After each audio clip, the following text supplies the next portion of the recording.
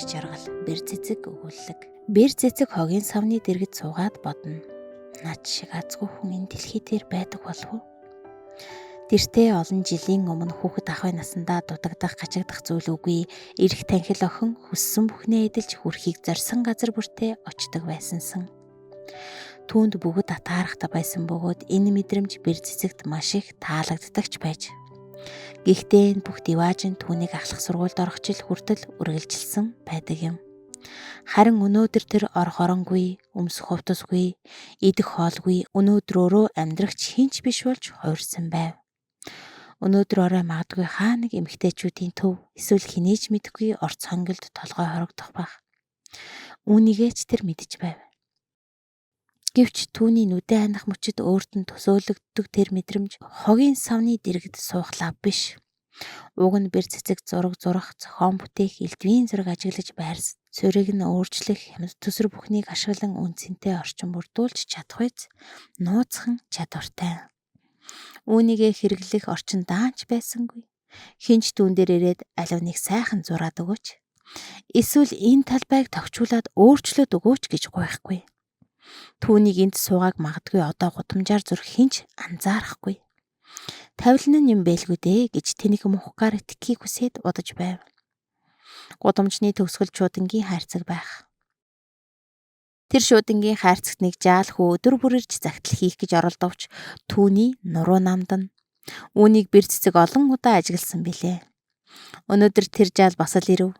Өлмийгөө өргөн хайрцагны нөхрөө загтлаа шургуулах гэж дороо бүдчин гараа сунгана. Гэвч арай л хүрсэнгүй.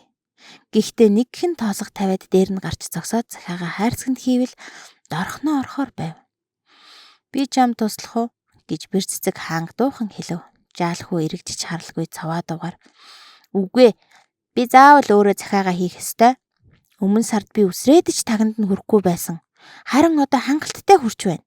Тэгэхээр би дахиад 7 хоног хүлээчихвэл захиагаа өөрөө хийж чадах байх гэж хэлээд эргэн харав. Үнэхээр хөөхөн шонтгор хамартай, хөнгөн сэвхтэй жаалхуу байв. Захиагаа хийнд бичдэг юм бэ? Чамаас захиа хүлээж байгаа чухал хүн үү гэж асуухад жаалхуу. Ээжтэй. Би ээжтэй бичдэг юм. Ээж минь тэнгэрт байгаа. Намайг хичнээн мундаг байгааг мэдэх ёстой. Миний үдээсээ өөрөө үдэж чаддаг болсныг, өглөө өөрөө босоод өндөг шарж хаягаа угааж чаддаг болсныг, усны саваа цалгиулалгүй усанд орж хэрэг өөрөө угааж байгааг, бас ирээдүйд зохиолч болохоор шийдээд одооноос номын дэлгүүрийн хүлээлгийн сандал дээр ном уншиж цагаа өнгөрүүлж байгааг мэдэх хэрэгтэй санагдаад гэж үнэхээр өөртөө итгэлтэй хэлв. Өөрөөсөө ичих мэдрэмж бэр цэцэгт төрж бушуухан булан тойрон алга болов. Үнэхээр өөрийнхөө мөрөөдлийг хэрэгжүүлэх гэж оролдохгүй байж хизээ ирэх боломжийг хүлээж би азгүй нэгэн болж суунвэ. Би өнөөдөр л энэ амьдралаас өнгө олж харлаа. Би өөрөө л эхлэх ёстой юм байна шүү дээ. Маргааш өглөө нар мандахыг хүлээж тэсэлгүй. Эртнээс мэдэх болсон нэгэн мужааны салоныг бэр цэцэг зорилоо. Очиж мод зорогч өнгөлөгч бүр хэрэг гарвал сийлэгч хийж чадах байс гэдгийг хэлж чадсанаар тэр дороо л ажлын байртай болох нь тэр. Гэхдээ цалин нь хаанаач хөрөхгүй гэдгийг түүнд хэлв. Бэр цэцэг цалин тийм ч чухал биш байлаа. Энд бүхний төгсгөл чухал байв.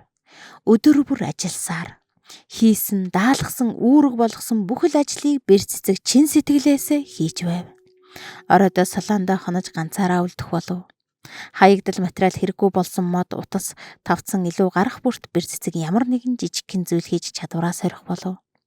Түүний хамгийн анхны хийсэн зүйл нь үрц ашиглан хийсэн жимсний тавг байв. Гэрлийн бүрхүүл, халбах сэрээний гоёмсог хайрцаг, сэтгүүл номын тавиур гэх мэт түүний урлан нэмэгдсээр.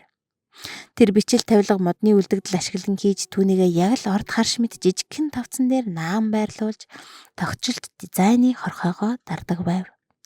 Байрлуулсан бүгдийг зөвхөн өөртөө зориулан хадгалдаг байв.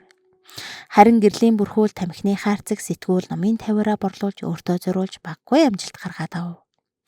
Төд удалгүй түүний өөртөө хав дардаг дизайны макет хэн нэгний чихээр дамжин явсаар түүний өмнө алдартай тавилгын дэлгүүрийн эрхлэгч ирж зогсоход хүрлээ. Эндээс л бүгд эхэлсэн. Бэр цэцэг яг одоо бэр цэцэг энтрээр дизайны хамгийн тансаг тавилга тогтчлтын группийн захирал. Олон жилийн өмнө түүнд ухаарлаг өгсөн шуудангийн хайлцагт хүрэхийн тулд өдөр бүр ирж зорилгоо марталгүй хичээж байгаа хүүг хаяа санана. Магадгүй тэр хүү одоо насанд хүрчихсэн те. Анхны номоо хэвлүүлчихсэн инээмсэглэж яваа байх та. Жаал хүү минь. Чамд баярлалаа.